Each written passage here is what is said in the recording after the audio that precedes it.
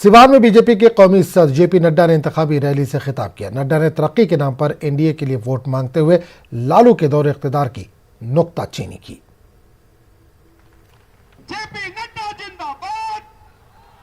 याद है ना, मैं बिहार का हूं, मुझे मालूम है 15 साल पहले यहां क्या होता था। शाम को 5 बजे के बाद बाजार में निकलने की हिम्मत होती थी। और क्या शहाबुद्दीन यहां दंदनाता था कि नहीं दंदनाता था? याद है 2 भाइयों को तेजाब में डाल दिया था। याद है तीसरे भाई जो गवाह था उसको मार दिया था। और याद है कि लालू के राज में वो घूमा करता था। जब नीतीश कुमार आए तो पहले बिहार के जेल में और बाद में तिहाड़ में पहुंचाने का काम किया, तो नीतीश बाबू के सुशासन ने किया। इसको ध्यान में रखना चाहिए। यह चुनाव बिहार के विकास का चुनाव है। यह चुनाव जीवन के अंदर शांति, अमन, चैन रहे, इसका चुनाव है। इसको हमको समझना चाहिए, इसको हमको ध्यान में रखना चाहिए। इसलिए आप सब लोग, क्या आप चाहते हैं कि लालटेन युग आए? चाहते हैं? क्या चाहते हैं कि बिजली ढिबरी में बदल जाए? आप लालटेन युग चाहते हैं या एलईडी युग चाहते हैं? बताइए, कौन सा युग चाहते हैं? आप कानून राज चाहते हैं या गुंडा राज चाहते हैं? आप बताइए, आप बाहुबली चाहते हैं या विकास का बल चाहते हैं? आप बताइए कि आप लूट की सरकार चाहते हैं या डीबीटी से सीधा सीधा आपके खाते में पैसा जाए, इसकी व्यवस्था चाहते हैं? वज़ीर आला नीतीश कुमार ने शिवहर में इंतखाबी रैली को खिताब किया और मौका मिलने पर बिहार की तरक्की को मजीद आगे बढ़ाने का वादा दोहराया। नीतीश कुमार ने कहा कि अगर इन्हें फिर से हुकूमत बनाने का मौका मिला तो लोगों के दरमियान जाकर इलाके के मसाइल का हल किया जाएगा। नीतीश ने स्टूडेंट क्रेडिट कार्ड का जिक्र किया।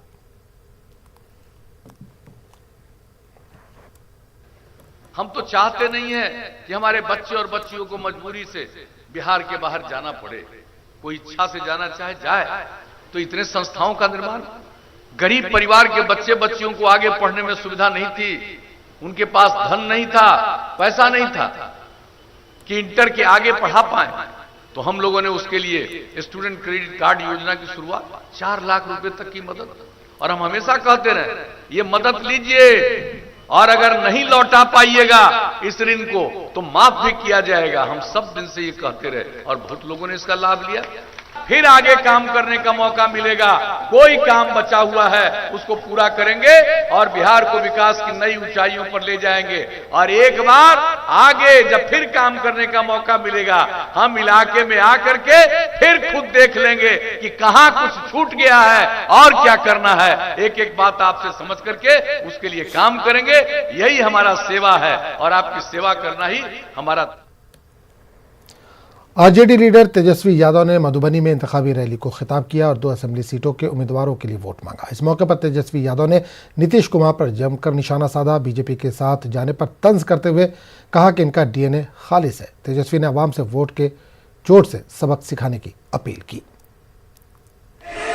आप लोग बताइए, लड़े के बाद, करे के बाद, जीते के बाद। देखिए, हम ठेठ बिहारी हैं और डीएनए मेरा शुद्ध है। तो जिन लोगों ने गद्दारी की, जिन लोगों ने विश्वासघात किया, आपका वोट लेके बीजेपी को चोर दरवाजे में सरकार में लाने का काम किया, अब जनता वोट का चोट उनको देने का काम करेगी। बीजेपी के लोगों ने केवल मुकदमा लालू जी और मेरे ऊपर किया है। कुछ लोगों को छोड़ दिया गया ताकि घूम घूम के वोट काटने का काम करे। समझिए, होशियार नहीं है बटना ने, जो दिल्ली में होशियारी था, जो झारखंड में होशियारी दिखाई वही दिखाइए। नायब वज़ीर आला सुशील मोदी ने सिवान में रोड शो किया। सुशील मोदी के साथ ओम प्रकाश यादव और व्यास देव प्रसाद भी मौजूद रहे। नायब वज़ीर आला ने एनडीए उम्मीदवार के हक में वोट करने की अपील की। रोड शो देखने के लिए बड़ी तादाद में लोग मौजूद थे।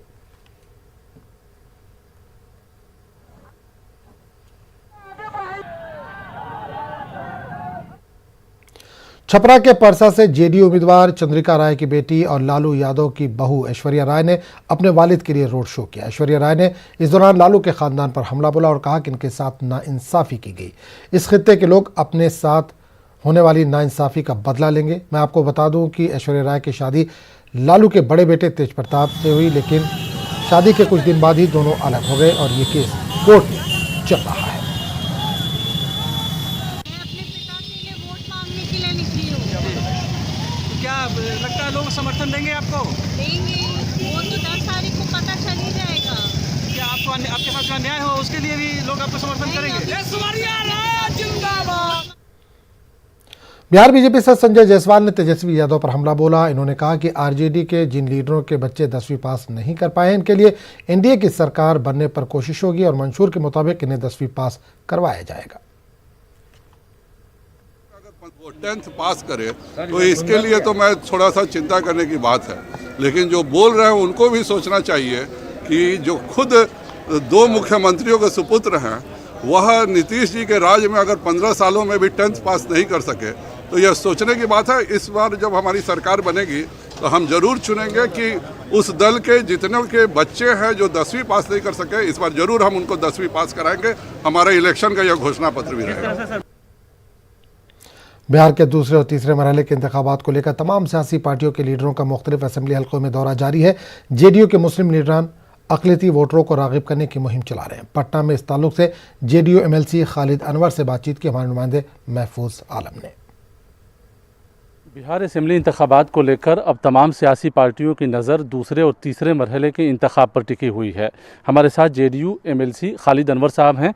खालिद अनवर साहब कई जगहों का दौरा करके वापस पटना आए हैं और फिर जो है आज पटना में और कल जो है फिर पटना से बाहर निकलने वाले हैं। आपने मिथिलांचल देखा, सीमांचल का दौरा किया, मगध में गए, मोतिहारी और बेतिया गए, आज फुलवारी शरीफ में आप दौरा करने वाले हैं, कल नालंदा में थे। तो ये पूरा तूफ़ानी दौरा है आपका। क्या कहेंगे कि अब दूसरे और तीसरे मरहले के जो इंतखाब में तमाम सियासी पार्टियों की नज़र मुस्लिम वोटरों पर भी है, इसलिए भी कि दूसरे और तीसरे मरहले में ज़्यादातर अक़लियती हलके हैं जहाँ आबादी उनकी अच्छी है, क्या कहेंगे?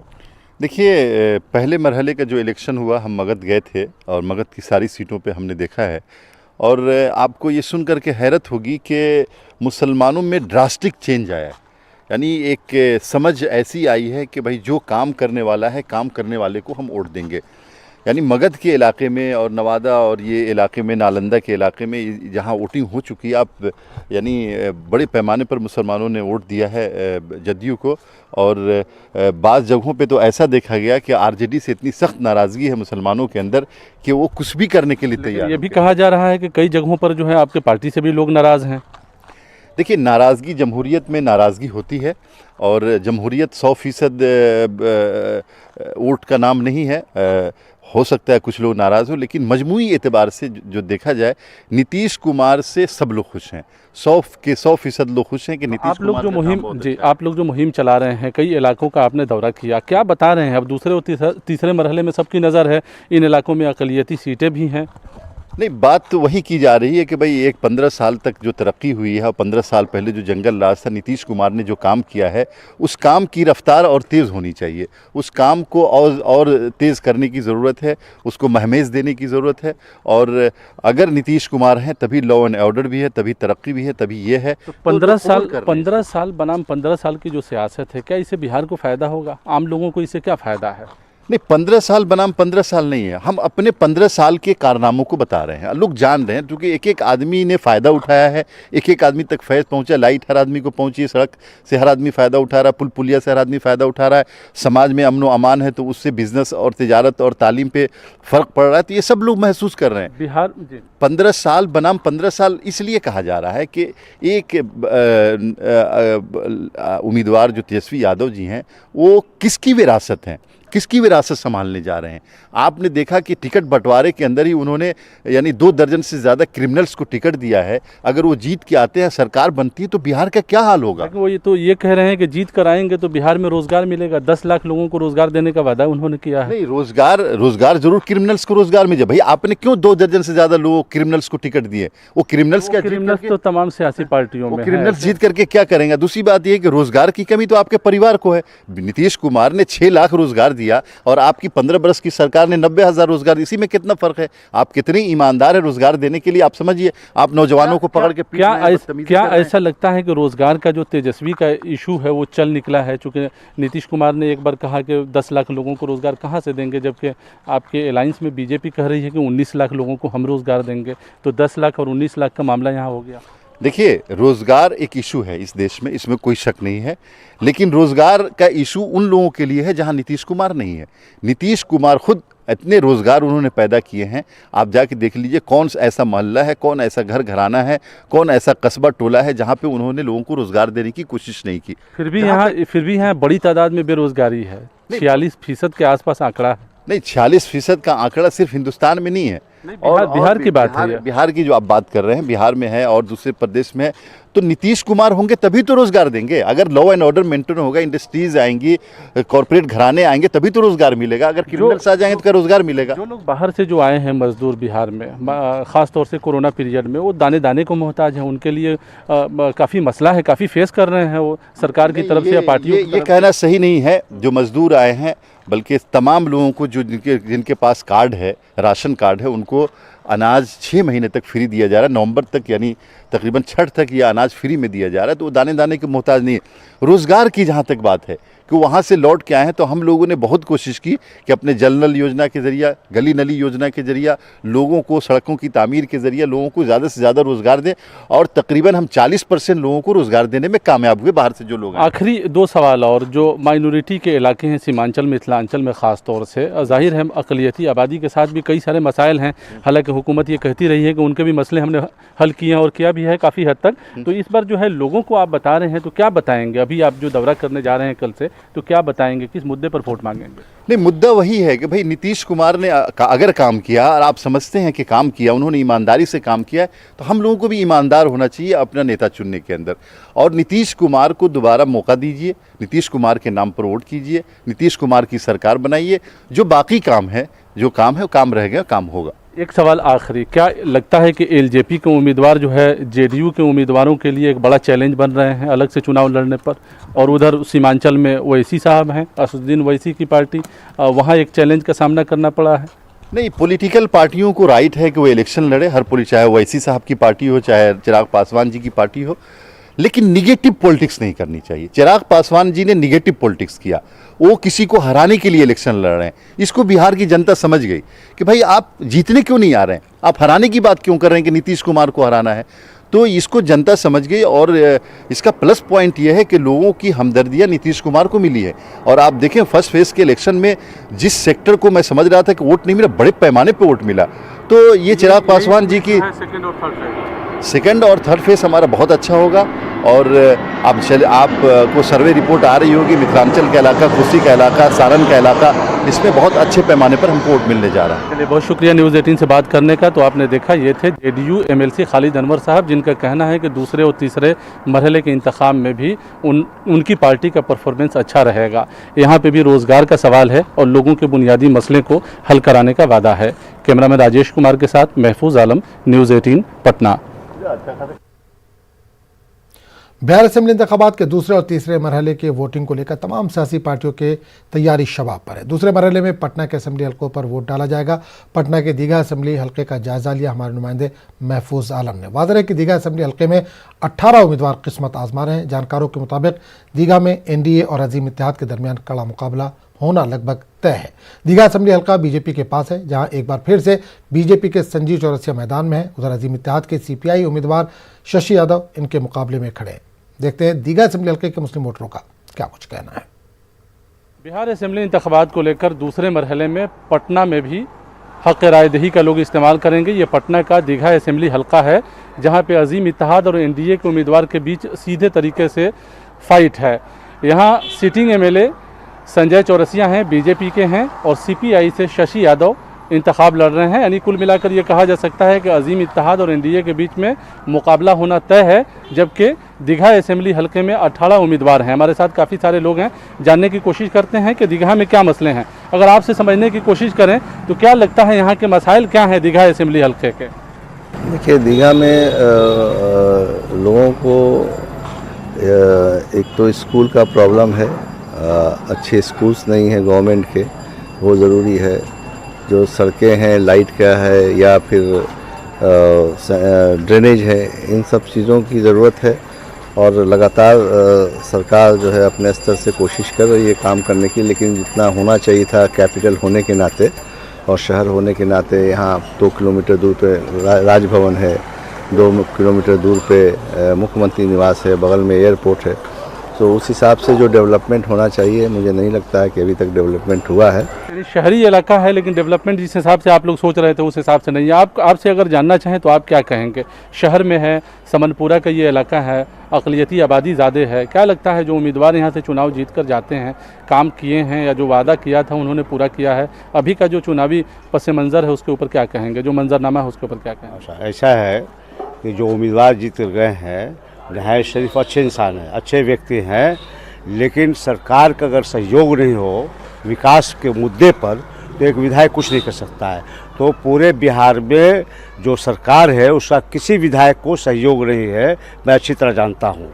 और अगर सहयोग होता तो मुख्यमंत्री के हर सभा में मुर्दाबाद का नारा नहीं लगता है। विधायक यहाँ के अच्छे आदमी हैं, मैं प्रशंसा करता हूँ। ये अलग बात है कि वो बीजेपी के हैं, तो बीजेपी और कोई पार्टी अच्छी या बुरी नहीं होती, व्यक्ति है, व्यक्ति बहुत अच्छे है, सुशील है, समझदार हैं और काम करने की क्षमता भी है, योग्यता भी है, लेकिन सरकार का कोई सहयोग नहीं है। यानी अगर तावन हुकूमत देती है तब जो है एमएलए अच्छा काम कर पाएंगे, ये आपका कहना है। एक सवाल जो है आप लोगों से करते हैं, बेरोज़गारी एक बड़ा सवाल बनकर जो है बिहार के इंतखाब में निकला है, एक बड़ा मुद्दा है बेरोज़गारी का, क्या कहेंगे आप लोग इस सवाल पर?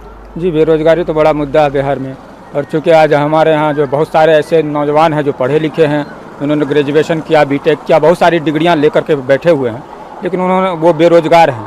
आज भी वो रोज़गार की उम्मीद में, रोज़गार के आस में लगे हुए हैं कि कहीं न कहीं से कोई रोज़गार आवे।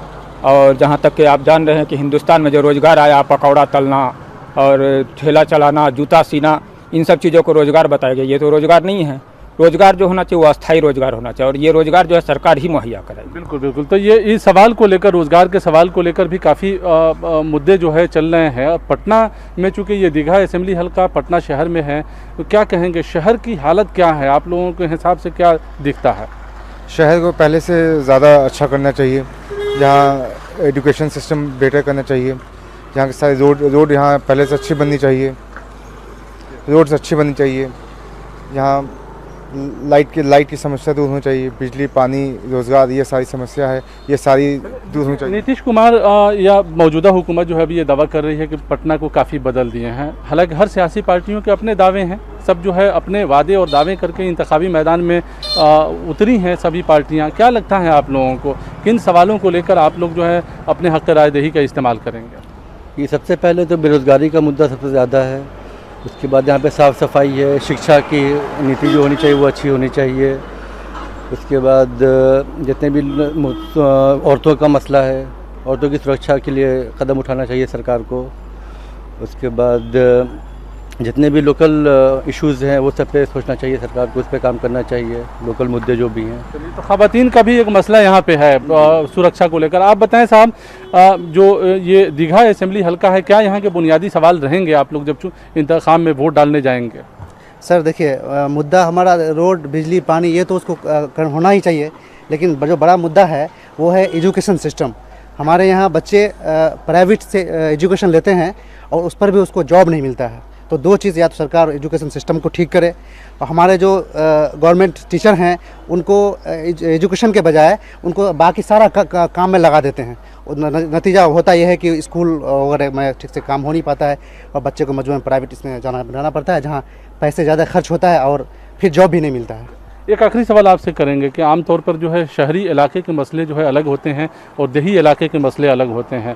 चूँकि दीघा असेंबली हल्के का ताल्लुक पटना से है, जहां तमाम सियासी पार्टियों का दफ्तर है, जहां हुकूमत खुद बैठती है, और दीघा में जो बुनियादी स्ट्रक्चर है, बुनियादी सवाल है, आज भी बने हुए हैं। ये देखिए, सरकार इनिशिएट अगर लेगी तभी काम अच्छा हो सकता है। ठीक है, हमारे यहाँ के जो एमएलए हैं संजीव चौरसिया जी अपने हिसाब से काम कर रहे हैं, लेकिन जो सहयोग होना चाहिए था डिपार्टमेंट का वो नहीं हो पा रहा है। मैं ख़ास करके पटना शहर या पटना ग्रामीण की मैं बात करूँगा, डेवलपमेंट उस लेवल पे पिछले 15 सालों में जो होना चाहिए था नहीं हुआ। उसकी वजह यही है कि अभी सब लोग की यही राय है और लोग ये कहते भी हैं कि ख़ास करके जो माइनॉरिटीज़ एरिया है उसको अनटच्ड रखा जाता है।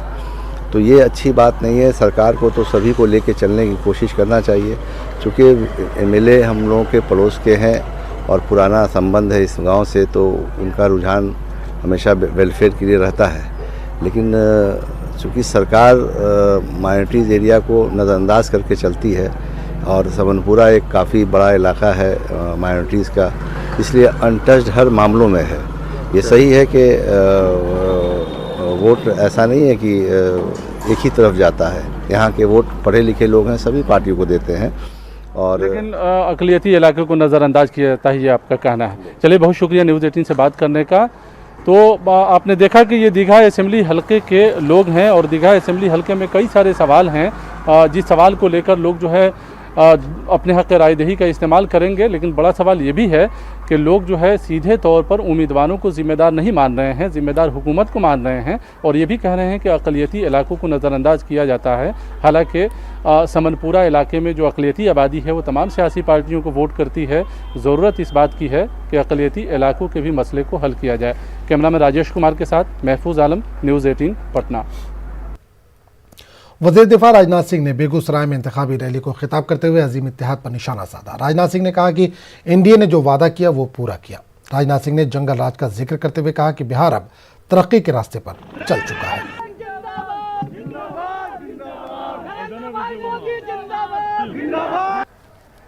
अयोध्या की धरती पर भव्य राम मंदिर निर्माण का काम शुरू हो गया है और 2 साल में ही भव्य मंदिर भगवान राम के मंदिर में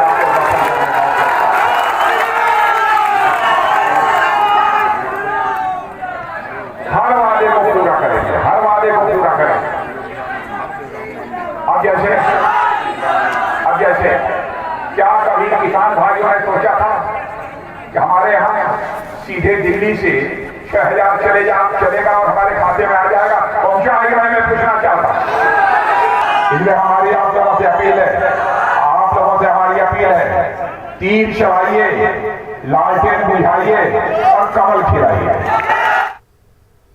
मरकजी वज़ीर मुमलिकत दाखिला नित्यानंद राय ने दावा किया है कि बिहार में एनडीए की लहर है और 2/3 अक्सरियत से एनडीए की सरकार बनने जा रही है। इस तरह का जो मतदान होना है, एनडीए की लहर है। नरेंद्र मोदी जी के नाम और काम का इतना प्रभाव है और बिहार की जनता देश की जनता की तरह पूरी तरह से नरेंद्र मोदी जी से जुड़ी हुई है और बिहार में नीतीश जी ने जो विकास का काम किया हुआ है वह जन जन तक पहुंचा है।